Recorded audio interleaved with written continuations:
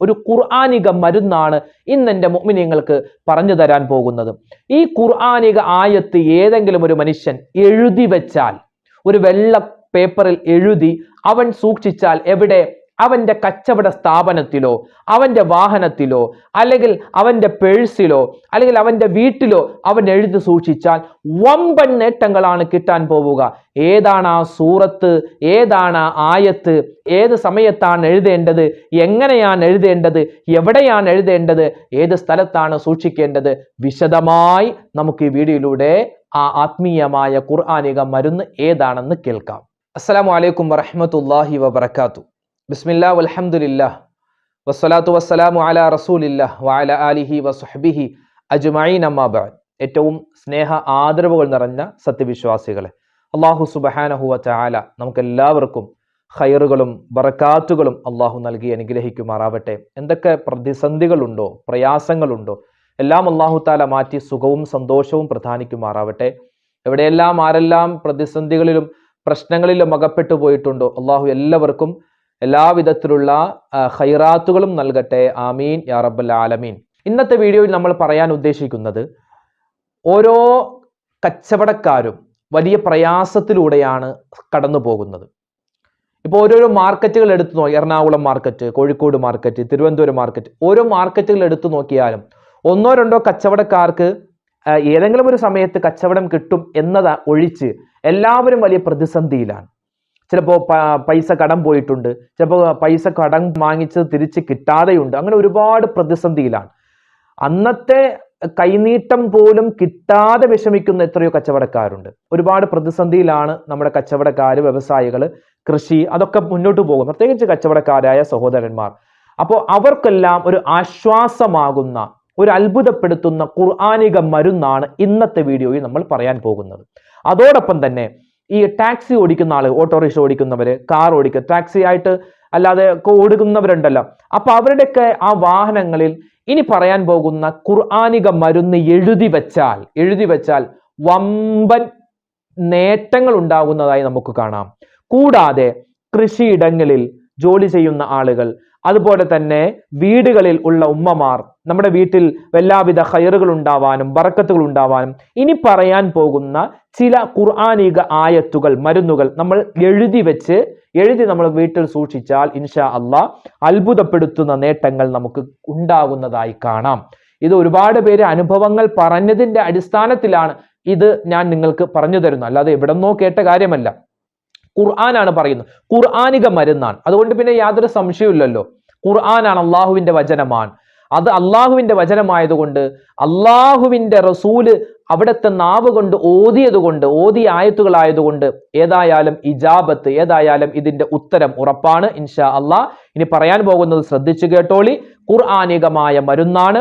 കച്ചവടക്കാരെ, അതുപോലെ തന്നെ ബിസിനസ് ചെയ്യുന്നവരെ, അതുപോലെ വാഹനം ഓടിക്കുന്നവരെ, വീടുകളിൽ ഉള്ള ഉമ്മമാരെ, എല്ലാവർക്കും അവരുടെ പ്രതിസന്ധികൾ, പ്രയാസങ്ങൾ എന്തെല്ലാമാണോ അതൊക്കെ മാറാനുള്ള ഖുർആനികമായ മരുന്നാണ് ഇന്ന് നമ്മൾ പറയാൻ പോകുന്നത്. എന്താണ് ഖുർആനികമായ മരുന്നെന്ന് പറഞ്ഞാൽ? ഒരു നല്ല വെള്ള പേപ്പർ എടുക്കുക. നല്ലൊരു വെള്ള പേപ്പർ എടുത്തിട്ട് നല്ല രൂപത്തിൽ നമ്മുടെ വീട്ടിൽ ഭാര്യ ഉണ്ടെങ്കിൽ ഭാര്യ എഴുതട്ടെ, ഭർത്താവാണെങ്കിൽ ഭർത്താവ് എഴുതട്ടെ, ആരെഴുതിയാലും കുഴപ്പമില്ല, നമ്മുടെ കുട്ടികളെ കൊണ്ട് എഴുതിച്ചാലും മതി. പക്ഷെ എഴുതുന്ന സമയത്ത് വുളു ഉണ്ടാവണം. ഖിബ്ലയിലേക്ക് തിരിഞ്ഞ് നിങ്ങൾ എഴുതാൻ ശ്രമിക്കണം. വരയിട്ട പേപ്പർ ആവട്ടെ, വരയിടാത്ത പേപ്പർ ആവട്ടെ, കറുത്ത മഷി ആവട്ടെ, നീലമഷി ആവട്ടെ, ഏത് മഷിയാണെങ്കിലും കുഴപ്പമില്ല. വെള്ള പേപ്പർ എടുക്കുക, അതിലേക്ക് എഴുതുക ബിസ്മില്ലാഹിർ റഹ്മാനിർ റഹീം. ആദ്യം എഴുതേണ്ടത് ബിസ്മില്ലാഹിർ റഹ്മാനിർ റഹീം എന്ന ഒരൊറ്റ പ്രാവശ്യം എഴുതിയാൽ മതി. ഒറ്റ പ്രാവശ്യം ബിസ്മില്ലാഹിർ റഹ്മാനിർ റഹീം എന്ന് നമ്മൾ എഴുതണേ. കാരണം ആദരവായ റസൂലുള്ളാഹി സ്വല്ലല്ലാഹു അലൈഹി വസല്ലമ തങ്ങൾ പറയുന്നു, കുല്ലു അംരിൻ ദീബാലിൻ ലാ യുബ്ദഉ ഫീഹി ബിസ്മില്ലാഹ് ഫഹുവ അബ്തറു. ഒരു മനുഷ്യൻ ബിസ്മില്ലാഹിർ റഹ്മാനിർ റഹീം എന്ന് പറയാതെയാണ് ഒരു കാര്യം തുടങ്ങുന്നതെങ്കിൽ അത് അബ്തറു. അതെന്താണ്? അതിൽ ബറക്കത്ത് നഷ്ടപ്പെടുന്നതാണ്, അതിൽ വലിയ ലാഭമുണ്ടാവില്ല, നഷ്ടമായിരിക്കും ഉണ്ടാവുക. വീണ്ടും നബി സല്ലല്ലാഹു അലൈഹി വസല്ലമ തങ്ങൾ പറയുന്നു, ബിസ്മില്ലാഹിർ റഹ്മാനിർ റഹീം എന്നുള്ളത് അത് അല്ലാഹുവിന് ഏറ്റവും ഇഷ്ടമുള്ള വചനമാണ്. അല്ലാഹു തആല തൗറാത്തിലും ഇൻജീലിലും സബൂറിലും ഖുർആനിലും പറഞ്ഞിട്ടുള്ള ഒരു വാക്കുണ്ടെങ്കിൽ അത് ബിസ്മില്ലാഹിർ റഹ്മാനിർ റഹീം എന്ന വാക്കാണ്. മാത്രമല്ല ബിസ്മില്ലാഹിർ റഹ്മാനിർ റഹീം എന്നതിന് ഒരുപാട് നേട്ടങ്ങളുണ്ട്. മഹാനായ നൂഹ് നബി അലൈഹി സ്വലാത്തു വസ്സലാമിന്റെ കപ്പൽ സഞ്ചരിക്കുന്നത് ബിസ്മില്ലാ എന്ന് പറയുന്ന താക്കോല് കൊണ്ടാണ്. ബിസ്മില്ലാ എന്ന് പറഞ്ഞാൽ കപ്പൽ ഓടുന്നു, ബിസ്മില്ലാ എന്ന് പറഞ്ഞാൽ കപ്പൽ നിൽക്കുന്നു. അതുപോലെ തന്നെ റിസ്കിന്റെ മലക്കുകൾ അവർ കാത്തിരിക്കുകയാണ്. ആരാണ് ബിസ്മില്ലാഹിർ റഹ്മാനിർ റഹീം എന്ന് പറയുന്നത്? അവരുടെ അടുക്കലേക്ക് ചെന്നിട്ട് അല്ലാഹുവേ, ഇവർക്ക് ഇവരുടെ റിസ്കിൽ നീ വിശാലത നൽകണേ അല്ലാ, ഭക്ഷണത്തിൽ വിശാലത കൊടുക്കണേ, ഇവരുടെ വസ്ത്രത്തിൽ, ഇവരുടെ വീടുകളിൽ, ഇവരുടെ മക്കളിൽ നീ ഖൈറ് കൊടുക്കണേ എന്ന് മലക്കുകൾ ദുആ ചെയ്യുന്നതാണ്. അതുകൊണ്ട് എന്ത് കാര്യം ചെയ്താലും ബിസ്മില്ലാഹിർ റഹ്മാനിർ റഹീം എന്ന് നമ്മൾ പറയണേ. അപ്പൊ ഒന്നാമതായി ചെയ്യേണ്ടത് ബിസ്മില്ലാഹിർ റഹ്മാനിർ റഹീം എന്ന് നമ്മൾ ഒരു വെള്ള പേപ്പറിൽ നല്ലതുപോലെ എഴുതി വെക്കുക.